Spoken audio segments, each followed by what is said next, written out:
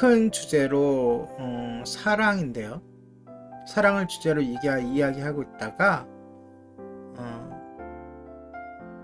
사탄이 우리를 속이고 꿰는 7가지에 대해서 이야기를 또 하게 되었고, 어제까지는 그 중에 하나인 거짓말에 대해서 이야기하였습니다. 그런데 오늘은 그 거짓말에 대비되는 성령님의 인도와 예수님의 중보에 대해서 잠깐 이야기하고 넘어가도록 하겠습니다. 그래서 오늘 제목은 성령님의 인도와 예수님의 중보입니다. 이제는 지금껏 살펴보았던 거짓된 삶을 사는 것이 하나님의 자녀로서 예수 그리스도 안에서 하나님께 영광을 돌리는 것과 얼마나 현저한 차이가 있는지 생각해 보겠습니다. 매일의 삶에서 경험되는 사건과 관계를 통해 하나님을 생명의 근원으로 기대할 때 하나님께 큰 영광을 돌리게 됩니다.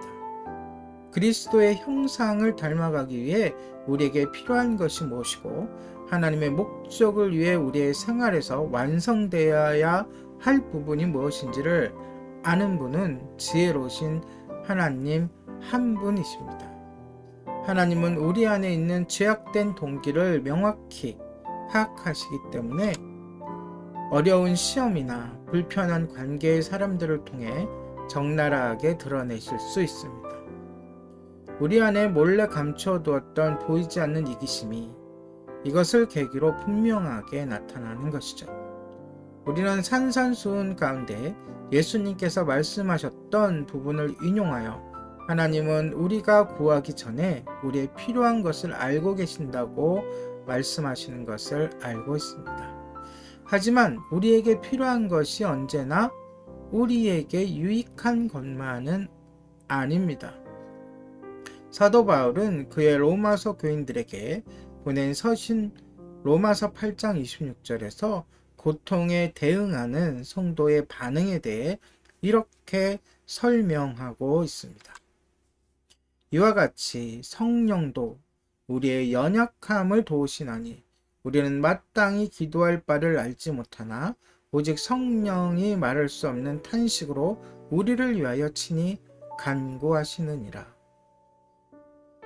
우리의 연약함이란 무엇인가요? 우리의 연약함이란 우리 안에 있는 자기중심적인 생각과 선천적인 우상숭배의 영, 그 영은 우리를 모든 고통에서 건져주고 우리를 불편하게 하는 사람들과의 관계를 변화시켜달라고 하나님 앞에 기도하게 만듭니다.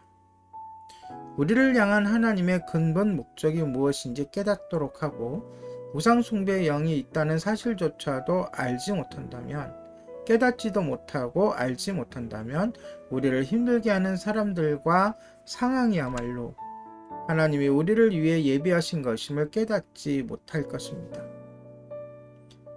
하나님은 우리의 연약함을 질타하시는 대신에 오히려 돕는 자를 보내주시는 분이심을 알게 되면 마음이 한결 가벼워집니다.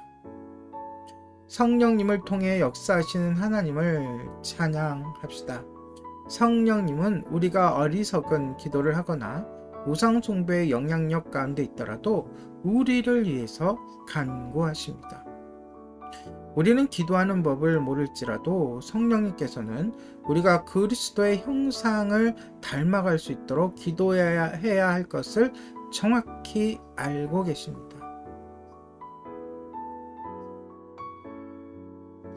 더군다나 거기에다가 성령님께서 홀로 중보의 사역을 하시는 것은 아닙니다.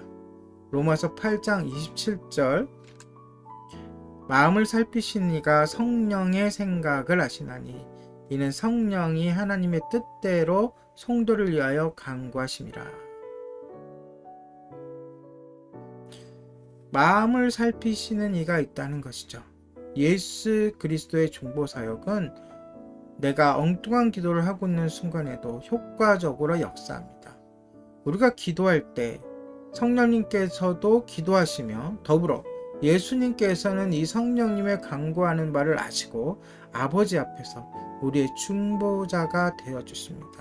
그래서 우리가 누구의 이름으로 기도합니까? 바로 예수 그리스도의 이름으로 기도하죠. 예수님께서는 언제나 하나님의 뜻대로 간구하십니다.